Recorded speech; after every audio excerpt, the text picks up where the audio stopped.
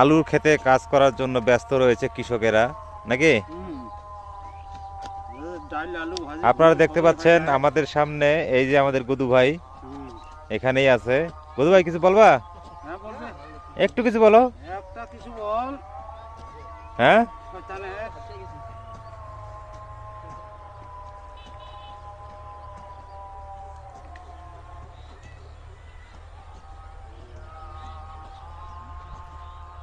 এই আলু ক্ষেতের মালিককে দেখাই এখন আপনাদেরকে।